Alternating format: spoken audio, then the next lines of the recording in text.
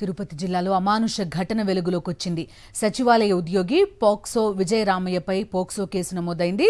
నాయుడుపేట భరత్ నగర్ సచివాలయ అడ్మిన్గా విజయరామయ్య పనిచేస్తున్నాడు. ఓ మహిళతో వివాహేతర సంబంధం పెట్టుకుని ఆమె కుమార్తెపై లైంగిక వేధింపులకు పాల్పడ్డాడు.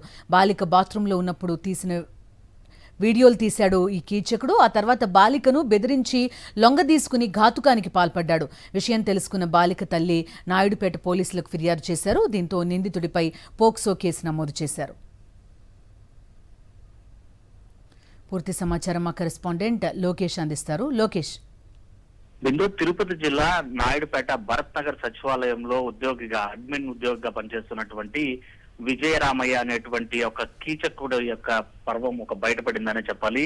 అప్పటికే కొద్ది రోజులుగానే ఒక మహిళతో వివాహేతర సంబంధం నడుపుతూ వస్తున్నాడు విజయరామయ్య. అయితే ఆ మహిళతో వివాహేతర సంబంధం పెట్టుకోవడమే కాకుండా ఆ మహిళ కూతురు ఎవరైతే కుమార్తె ఉందో ఆ పాప మైనర్ బాలిక 9వ తరగతి చదువుతుంది. అయితే తల్లి ఇంట్లో లేనటువంటి సమయంలో పాప స్నానం చేసేటువంటి వీడియోలను బాత్రూమ్ లో చిత్రీకరించి తన కోరిక తీర్చాలని, లేకపోతే వీడియోలను వైరల్ చేస్తానని చెప్పి కూడా బెదిరించడమే కాకుండా ఆ మైనర్ బాలిక పైన లైంగిక వేధింపులకు పాల్పడ్డాడు.